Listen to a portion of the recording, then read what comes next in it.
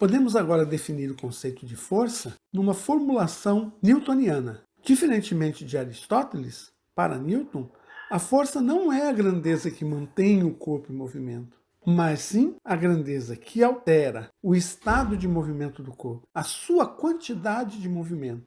Para uma partícula cuja massa se mantém constante, a aplicação da força altera sua velocidade, faz com que o corpo tenha uma aceleração. Se a força for constante, a aceleração será constante. Para formalizar um pouco mais desse estudo, vamos definir algumas grandezas importantes. Seja R1 a posição da partícula no instante de tempo t1 e R2 a posição da mesma partícula no instante de tempo t2. O vetor que leva a partícula da posição 1 para a posição 2 é chamado de vetor deslocamento. O quão rápido a partícula faz esse deslocamento é medido pela sua velocidade. Por exemplo, se a partícula se move com uma velocidade de 3 metros por segundo, isso quer dizer que a partícula se desloca 3 metros a cada segundo. O deslocamento total após cada segundo seria 3, 6, 9, 12 metros, etc. A velocidade se manteve constante, então não há forças aplicadas sobre a partícula, ou a resultante das forças é nula, o que é essencialmente o mesmo. Se a partícula se move agora a uma velocidade de 10 metros por segundo, o deslocamento seria 10 metros depois de 1 segundo, 20 metros após 2 segundos, 30 metros após 3 segundos e assim por diante. Isto é, o deslocamento aumenta 10 metros a cada segundo, porque a velocidade é igual a 10 metros por segundo. O quanto aumenta o deslocamento a cada segundo é justamente a velocidade do corpo. Ou melhor, o módulo da velocidade do corpo. A velocidade ser maior que a anterior não altera a conclusão de que a partícula move-se sem a ação de uma força. Tem-se aqui o conteúdo das duas primeiras leis de Newton. A primeira lei diz que uma partícula livre mantém seu estado de movimento. O que é uma partícula livre? É uma partícula sem qualquer interação com outras partículas, com sua vizinhança. Isso, na verdade, é impossível. Mas uma partícula cuja resultante das forças sobre ela seja igual a zero, mantém-se em equilíbrio, essencialmente igual a uma partícula livre.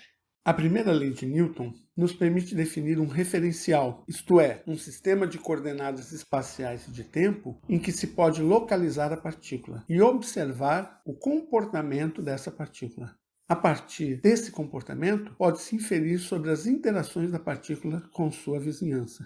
Vamos fazer um exercício prático. Tem-se aqui uma mangueira fina, quase completamente preenchida com água. Apenas uma pequena bolha de ar, inicialmente embaixo, sobe pela mangueira. A bolha de ar sobe porque a água escorre pela parede interna da mangueira. As forças sobre o elemento de água que escorre são o peso da água e o atrito com a parede. Em fluidos, a força de atrito é proporcional à velocidade. Inicialmente, a bolha de ar se acelera, mas com a aceleração o atrito vai aumentando, até que, em módulo, a força de atrito e a força-peso sejam iguais. Como elas têm sentidos opostos, a resultante é nula, de tal modo que a bolha sobe em movimento retilíneo uniforme, isto é, com velocidade constante. Veja novamente esta cena da bolha de ar subindo na coluna d'água. Com um relógio, por exemplo, com o relógio do seu celular, marque agora o intervalo de tempo necessário para que a bolha percorra uma distância de 80 centímetros. Observe que as marcações nessa régua de papel distam 5 centímetros. Encontre então a velocidade média escalar em metros por segundo.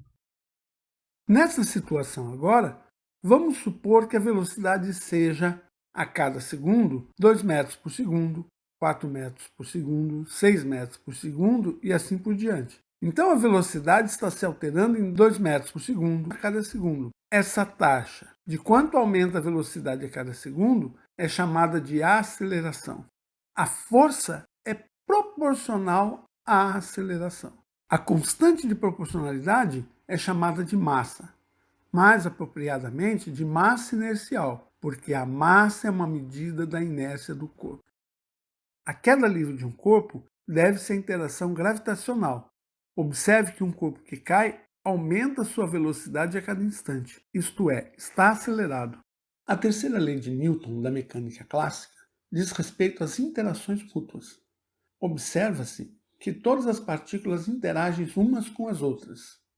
As interações podem ser gravitacional, eletromagnética ou forças nucleares. Essas interações são sempre aos pares. Newton as chamou de ação e reação. Diferentemente do que pensa a maioria das pessoas, o senso comum, a reação não ocorre após a ação, são simultâneas. Além disso, são recíprocas, isto é, possuem o mesmo módulo, mesma direção e sentidos opostos, atuando ação sobre uma partícula, reação sobre a outra, do par de partículas que interagem. De modo que a soma das interrelações aos pares é sempre nula. Finalmente, ação e reação possuem a mesma natureza. Ambas são eletromagnéticas, ou ambas são nucleares, ou ambas são gravitacionais. Isso garante a um sistema isolado comportar-se semelhantemente a uma partícula livre. Isto é, se não houver forças externas aplicadas, manterá seu estado de movimento. E se a terceira lei de Newton não valesse? O que poderia se observar? Existiria uma resultante não nula das forças internas de um sistema isolado. Esse sistema, então, se aceleraria sozinho. Vamos tratar alguns exemplos de aplicação da terceira lei de Newton.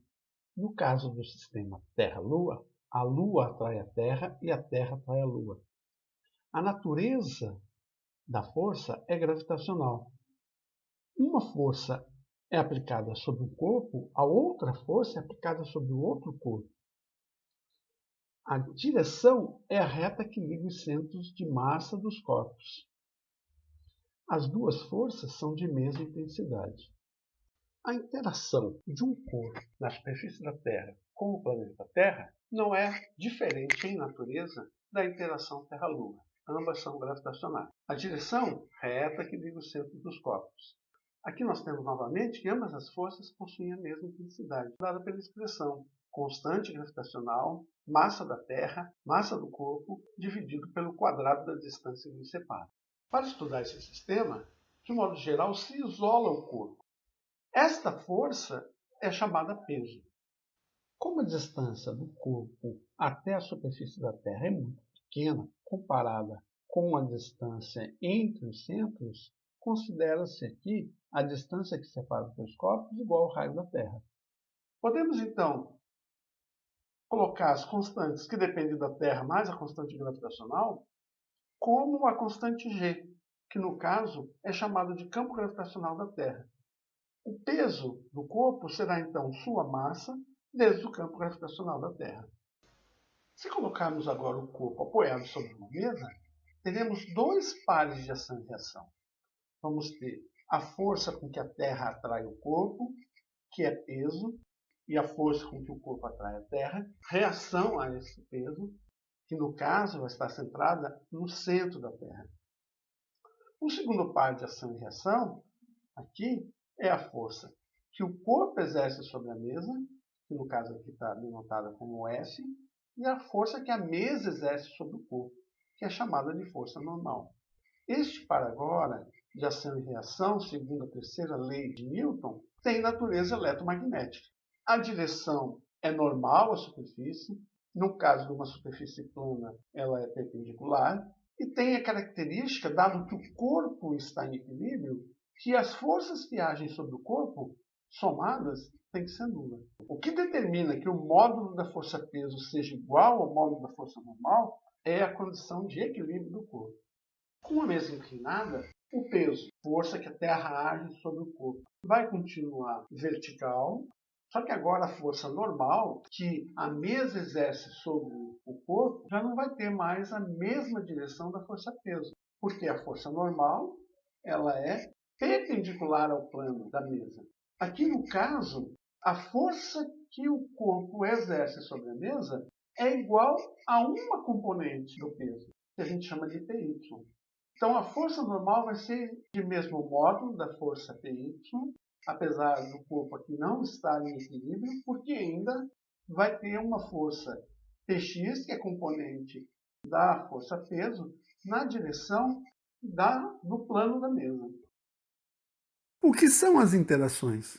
São as ações mútuas entre as partículas, ou entre a partícula e a sua vizinhança.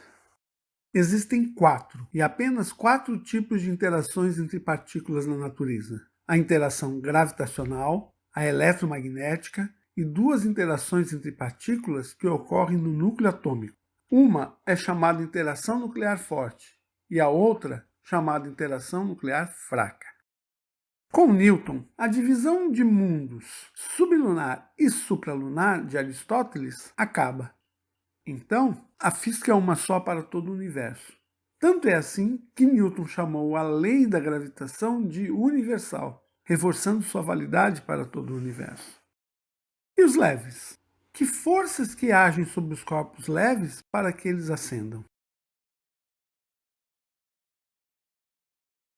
Neste mecanismo, tem-se a força gravitacional sobre as camadas de ar vizinhas que descem, empurrando a bexiga para cima. Este empurrar é uma força eletromagnética que se estabelece das camadas vizinhas sobre a bexiga. Isso só ocorre porque o ar no balão é menos denso que o ar ao lado, de modo que o mesmo volume de ar no entorno do balão é mais pesado que este. As leis de Newton falam do comportamento das partículas. A primeira lei define o referencial inercial. Fala sobre comportamento de uma partícula em que não há ação de forças, isto é, uma partícula que está isolada do universo. A segunda lei, a lei fundamental da dinâmica, define qual o comportamento da partícula quando atua sobre ela uma força. E a terceira diz que todas as interações são recíprocas, são mútuas.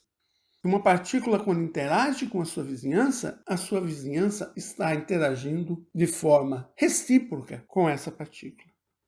Por outro lado, temos as expressões das interações: a interação gravitacional, da interação eletromagnética, as expressões para as forças nucleares, de tal modo que, combinando essas duas, pode-se entender o comportamento das partículas no seu sentido clássico.